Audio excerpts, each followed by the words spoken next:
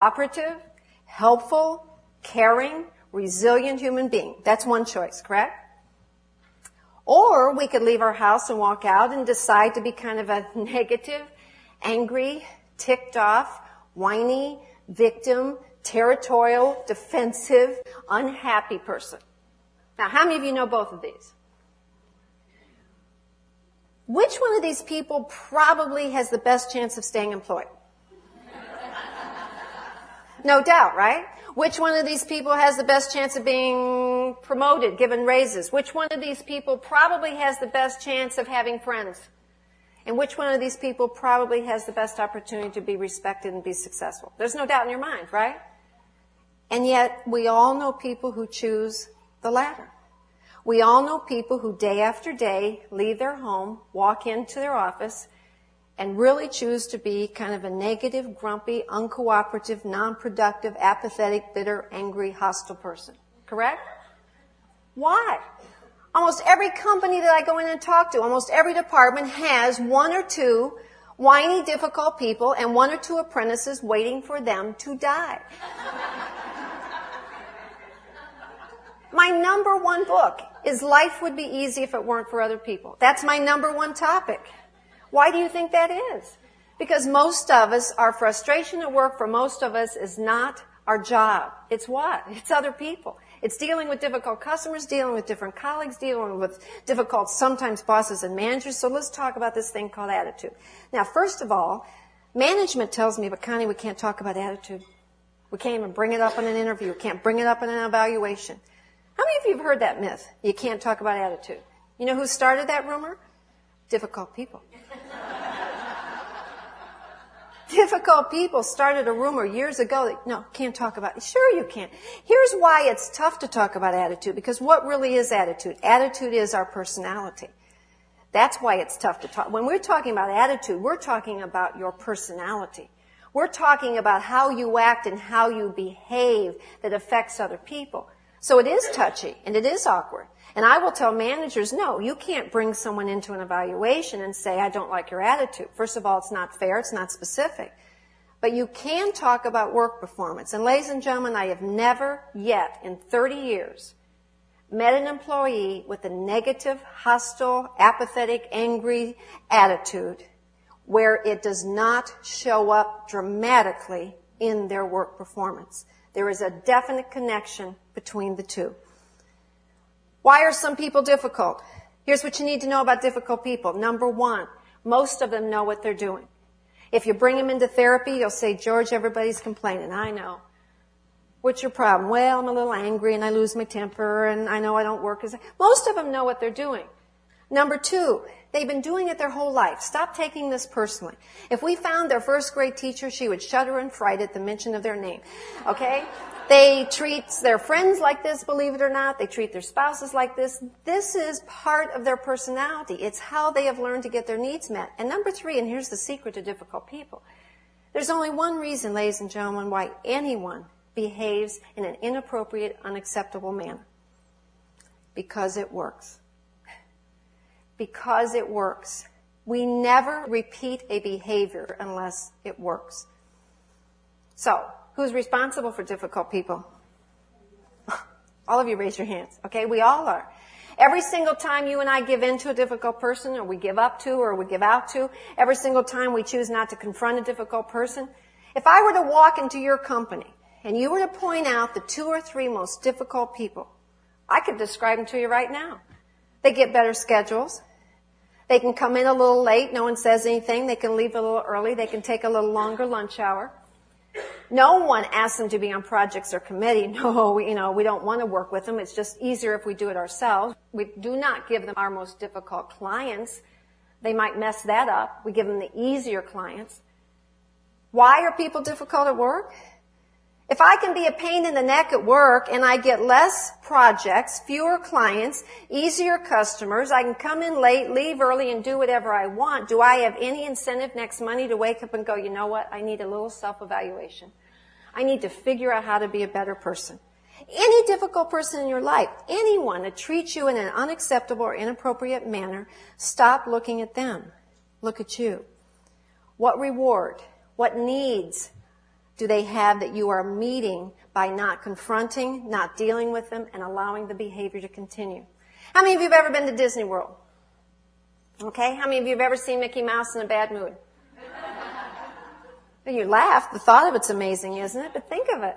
Disney has figured out how to take teenagers, who aren't always the easiest people to get along with, put them into ridiculous costumes, put them in the middle of Main Street where it's either totally hot, sweltering sun, or it's cold, rainy, sometimes even snow, surround them with kids that are throwing up, yelling, screaming, and crying, pay them probably not outstanding wages, and yet we've never seen them in a bad mood. And we can't find employees sometimes who can change their office from one side of the building to the next without falling apart. What's the secret? When you go to Disney, if you go outside on your way to the airport, there's a great big building, and in front of it are the words casting. It's not their auditions. It's their personnel office.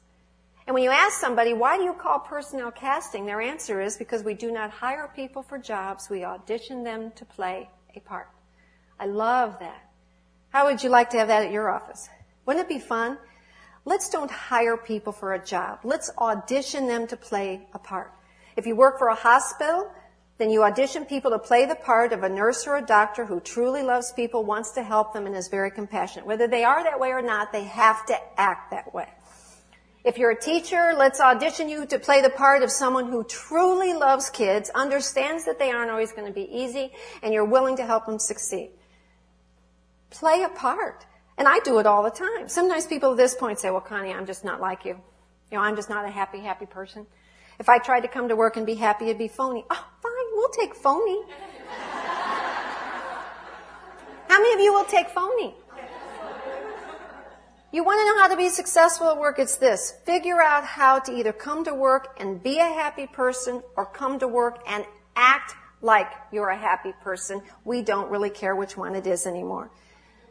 Your company has a right to demand and expect that from the moment you walk into the building, you are a productive, fairly positive, good, compassionate, caring person who likes to share information, work as a team, and strives to do the very, very best they can.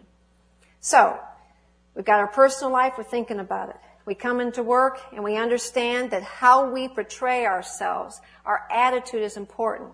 Our personality, how we come across. And we learn right at this moment that if we're grumpy, whiny, negative, and always complaining, that our chances of succeeding, staying employed, and being someone that someone would fight to keep in their company are reduced considerably. Number 3. Now we're really getting to, in fact, number 3 is the real reason why you and I work. Companies and managers, HR directors, business owners, the number 3 thing that they said that they absolutely needed from an employee is they needed people to come to work who understood that their role, their sole reason for being on the job is to help deliver the best service possible so that their company can stay financially sound. Every company in the world, no matter who you work for, has the same goal, and the goal is what?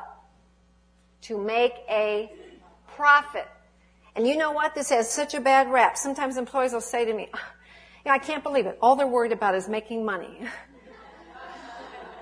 Ladies and gentlemen, if they stop making money, what happens? We all lose our jobs. And I don't understand why this has such a negative concept. Let me ask all of you, why do you work? Why are you working? How many of you are working to stay even? You want to stay in the same house, you want to drive the same car, you want to go to the same schools. Are any of you working? So you're all working to make a what? Profit. We're doing the same thing as our companies are. You're working hoping that there's extra money. You're working hoping that the profits get more and more each year. You don't want to just to break even. You want to be able to save something and put it back into the home. There is nothing wrong with a company needing to make a profit. So let me ask you this question. This is important. If I were the CEO of your company, and I were to bring you into my office, and I were to sit you in front of me, and I were to ask you one thing, and your response to this would determine whether or not you would stay employed, I want you to think about how you would respond to this. And here's what I would ask you. I need you to explain to me and demonstrate to me how your job and your contribution to this company are a direct link to our customers and allows us to stay stable and increase our financial growth.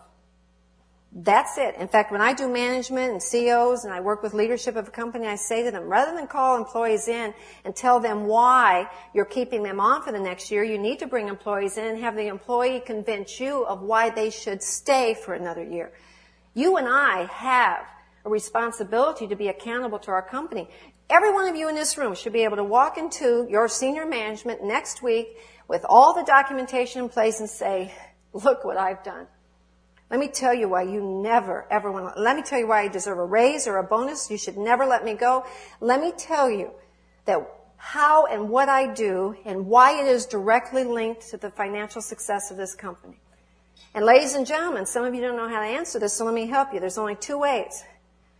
There's only two ways that you can help your company reach their goals. So you better be able to prove that your job and your contribution either is responding or linking to one of these or both. Number one, you better be able to help your company make money, or number two, you better be able to help your company save money. And if you can't do one or both of these, I will tell you this right now, your job is in serious jeopardy. Let's talk about make money. If you're sitting in my office and you're trying to demonstrate to me that you help my company make money, there's only two ways that you can help our company make money. And that one is to bring in new customers, and number two, you're helping keep the customers we already have.